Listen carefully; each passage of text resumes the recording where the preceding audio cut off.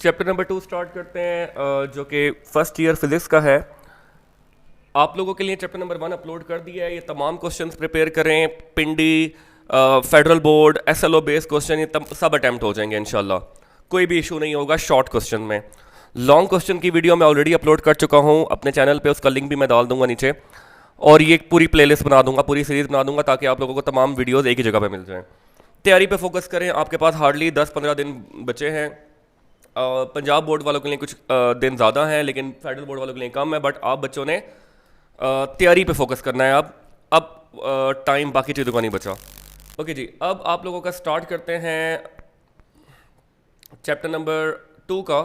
थोड़ी बहुत मैं हिंट्स देता जाऊंगा। हर सवाल को एक्सप्लेन करना पॉसिबल नहीं होगा, तो इसलिए मैंने ये अपलोड कर दिया है। Is it possible to add 3 vectors of equal magnitude but different direction to get a null vector? Yes. अब इसका आंसर है यस।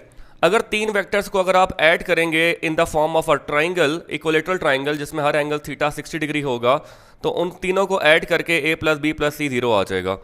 और ये यहाँ पे जो 0 है, इसके ऊपर वेक्टर का निशान डालना है, बिकॉज ये नल वेक्टर है, नंबर नहीं है, एक वेक्टर है।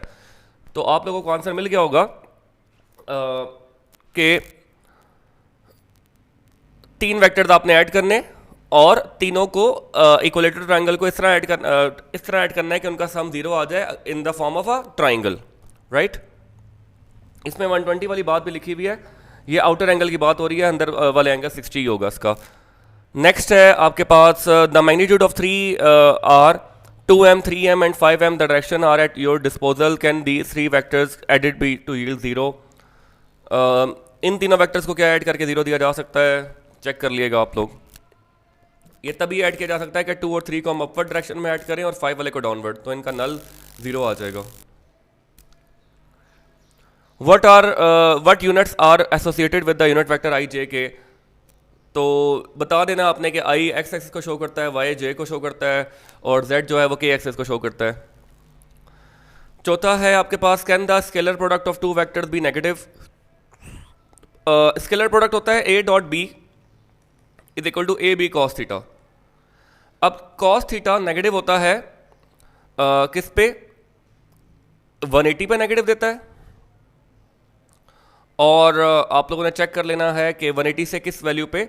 90 से बड़ा और 270 से छोटा। 90 से अबव और 270 से स्मॉलर, इन तमाम वैल्यू पे डॉट प्रोडक्ट नेगेटिव वैल्यू देगा, स्पेशली 180 पे -1 देगा। तो आपने ये आंसर लिखना है कि 90 से 270 के दरमियान तमाम पे नेगेटिव देता है। ये नीचे ज़रा और एक्सप्लेनेशन में प्रिंट हुई हुई है। नेक्स्ट क्वेश्चन है, why a particle experiencing only one force can not be in equilibrium? अब इक्विलिब्रियम की डेफिनेशन ही ये थी कि एक से ज़्यादा फोर्सेस आपके ये जो बॉडी पर एक्ट कर रही हैं और 0 दे, तो एक फोर्सेस से 0 नहीं हो सकता। रीज़न लिखी हुई आपके सामने। 8 है, to open a door that has the handle on the right end hangs on the left, a torque must be act. ये आप चेक कर लेगा सवाल। Explain the warning, never use a large wrench to tighten a small bolt. तो इसमें torque की reason लिखनी है आपने, ठीक है। अगर स्मॉल बोल्ट है और रेंच ज़्यादा है, बड़ा है, तो उसका मोमेंट आर्म बहुत ज़्यादा होगा, फोर्स कम होगी, टॉर्क ओवर हो जाएगा और वो ब्रेक डाउन हो सकता है उस बोल्ट का टाइटनिंग के बजाय। अच्छा, ये रिपीट हो रहा है। Explain with the help of example what is the range of possible values of the resultant 2 vectors. ठीक है, तो ये रेंज आपने एक्सप्लेन करनी है। अब 2 वेक्टर या तो सब्ट्रैक्ट ऐड हो सकते हैं या ऐड हो सकते हैं। इन्होंने एग्जाम्पल ले ली है 9i और 3i की, इनको ऐड करके भी चेक कर लिया है, सब्ट्रैक्ट करके भी चेक कर लिया है। तो ये एडिशन कर कर और सब्ट्रैक्शन कर कर उसकी रेंज आ जाएगी। What is the minimum number of unequal vector? ये हम बार बार सवाल कर रहे हैं और बहुत इंपॉर्टेंट है। 3 अनइक्वल वेक्टर हों तो तब आपका रिजल्टेंट 0 आ सकता है। द रिजल्टेंट ऑफ 2 वेक्टर, अच्छा, is one is double in magnitude than the other perpendicular to the small force. What is the angle between the two force? तो एक है f के बराबर, एक है उसका डबल। आपने जस्ट उसको डिवाइड करवाया तो 60 डिग्री आ गया। 60 को 180 में से माइनस करवाया तो 120 डिग्री आंसर आ जाएगा। Explain how cranes are able to lift very heavy load without toppling. इसकी रीजंस लिखी हुई हैं आपके पास।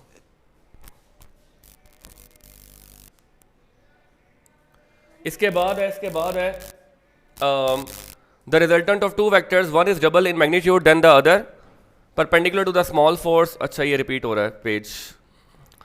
नंबर 5 है the gravitational force, the gravitational force acting on a satellite is always directed toward the centre of the earth, does this force act. अच्छा ये आप लोग रीजन देख लीजिएगा। Explain why do bus and trucks have large steering wheels. Reason torque से relate करनी है आपने। 7th है an object, a point object acted on by force 4 newton 5 newton 6 newton in equilibrium. अगर इक्विलिब्रियम में है तो तमाम का नेट फोर्स 0 आ रहा होगा, कुछ इस तरह। अच्छा बच्चों ये याद रखना है, मुझे याद आया कि आप लोगों ने डायग्राम और मैथमेटिकल जो फॉर्म है वो लाजमी मेंशन करनी है अपने आंसर में। अब ये नहीं कि जिसकी बनती नहीं है उसका भी मेंशन करें, लेकिन जिनके डायग्राम और आपके पास मैथमेटिकल फॉर्म बनती है, फार्मूला बनता है, वो आपने लाजमी मेंशन करना है। आप एक पैराग्राफ थ्योरी का लिखेंगे, इंस्टेड आप 2 लाइनें लिख दें, एक फार्मूला लिख दें और एक डायग्राम बना दें, तो वो आपको ज़्यादा नंबर अटेन कर सकती है एज कम्पेयर टू अगर वो 5 लाइनें आपने लिखी हुई हैं। अगेन वो 3 वेक्टर्स वाला आ गया है। इसके बाद है कि आपका बताएं कि दोनों वेक्टर्स कहाँ पे नेगेटिव होते हैं, तो एक्स वाई दोनों नेगेटिव होते हैं थर्ड में, और इसके बिल्कुल ऑपोजिट जो निशान होते हैं वो किस में होते हैं, वो अपने सेकंड और फोर्थ में होते हैं। एक सेकंड में एक्स नेगेटिव होता है वाई पॉजिटिव, और फोर्थ में एक्स पॉजिटिव होता है और वाई नेगेटिव होता है। कह रहे हैं अगर एक कंपोनेंट 0 आ जाए तो तमाम 0 हो जाएगा। नहीं जी, अगर आपने मैग्नीट्यूड निकालना है तो आपका फार्मूला क्या होता है, ये 3 डायमेंशनल है, अगर 2 डायमेंशनल लिखें तो ये आएगा। तो अगर एक 0 भी आ जाए ए एक्स या ए वाई तो ओवरऑल 0 नहीं होगा इसमें। इसके बाद ये रिपीट हो रहा है, can a vector have a component greater than the vector magnitude. नहीं, इक्वल हो सकता है लेकिन बड़ा नहीं हो सकता, क्योंकि वेक्टर जो होता है, कंपोनेंट जो होता है वो वेक्टर का पार्ट होता है और पार्ट उसके बराबर हो सकता है, बड़ा नहीं हो सकता। Can the magnitude of a vector have negative value. No, magnitude निकालने के लिए आपको स्क्वायर लेना पड़ता है वैल्यू का, तो वो स्क्वायर हमेशा पॉजिटिव आएगा। 13th है a प्लस बी 0 दे रहे हैं तो आप इसके कंपोनेंट के बारे में क्या कहेंगे, तो कंपोनेंट इसके इक्वल होंगे बट ऑपोजिट होंगे। Under what condition to have component that are equal in magnitude. अगर आपका एंगल 45 डिग्री है तो कॉस भी सेम वैल्यू देता है और साइन भी सेम वैल्यू देता है, तो 45 डिग्री पे सेम कंपोनेंट वैल्यू आती है। Is it possible to add a vector quantity to a scalar. No, vector की डायरेक्शन होती है लेकिन स्केलर की डायरेक्शन नहीं हो सकती, तो आप इनको ऐड करना पॉसिबल नहीं है। Can you add 0 to a null vector. Null vector बेशक नल है लेकिन वेक्टर है, और 0 एक जस्ट नंबर है, तो दोनों को ऐड करना पॉसिबल नहीं है। ऊपर वाले सवाल से आपने इसको रिलेट कर देना है। 2 vectors have unequal magnitude, can their sum be 0। नहीं, 2 वेक्टर्स का सम तभी 0 आ सकता है जब वो इक्वल मैग्नीट्यूड हो बट ऑपोजिट डायरेक्शन हो। ये बहुत इंपॉर्टेंट सवाल है। छोटी सी रीजन लिखी हुई है, काफी लंबी लंबी भी लिखी होती है उसमें, लेकिन ये अच्छा लिखा हुआ है। ये जो सवाल है ये वाला, मैं कहता हूं कि इस किताब का सबसे इंपॉर्टेंट एग्जाम्पल है ये, क्योंकि ये आपकी तमाम किताबों में एज एग्जाम्पल दी हुई है कि अगर फोर्स, रिजल्टेंट फोर्स ये सब इक्वल है तो एंगल कितना होगा, तो एंगल 120 होगा। ये प्रूव हुआ हुआ है, ये आपकी किताबों में एग्जाम्पल के तौर पे भी हुआ हुआ होगा। 20th क्वेश्चन देख लें आप लोग। Physical significance of torque important है। राइट हैंड रूल आपने क्रॉस प्रोडक्ट, अगर ये ए है और ये बी है तो जब दोनों ए पे आप अपनी राइट हैंड की फिंगर्स रखेंगे और कर्ल करेंगे टुवर्ड्स बी तो थंब पॉइंट करेगा अपवर्ड डायरेक्शन में, और अगर बी क्रॉस ए होगा तो वो डाउनवर्ड डायरेक्शन में होगा। ये सवाल ये था, ये मिसप्रिंट हुआ है कि अगर A1 क्रॉस A2 0 आ रहा है तो आप इसकी पॉसिबल वैल्यूज क्या क्या देंगे। तो अगर A1 और A क्रॉस 0 आ रहा है तो पॉसिबल वैल्यूज ये हो सकती हैं कि या तो A1 0 होगा या A2 0 होगा, क्योंकि A1 क्रॉस A2 का वैल्यू होगा A1 A2 साइन थीटा। अब साइन थीटा 0 होता है 0 डिग्री पे और 180 डिग्री पे, तो ये पॉसिबल 4 वैल्यूज हैं जिसको ये 0 कर सकता है। अपनी वर्डिंग में लिख सकते हैं बच्चे आप लोग। इक्विलिब्रियम की कंडीशंस, तमाम टॉर्क और तमाम फोर्स 0 हो, और ये भी इंपॉर्टेंट क्वेश्चन है कि can a body rotate about the under the action of its gravity. No, जहां पर वो फिक्स है वहां पे फोर्स लगाएंगे तो वो रोटेट नहीं करेगा, थोड़े फासले पे लगानी पड़ेगी। अगर जैसे ये आपके पास दरवाजा है और दरवाजा यहां पे फिक्स है तो यहां पे फोर्स नहीं लगाएंगे बच्चे आप लोग, आप फोर्स थोड़े फासले पे लगाएंगे। ओके, तो ये आपके सेकंड चैप्टर के इंपॉर्टेंट क्वेश्चन थे।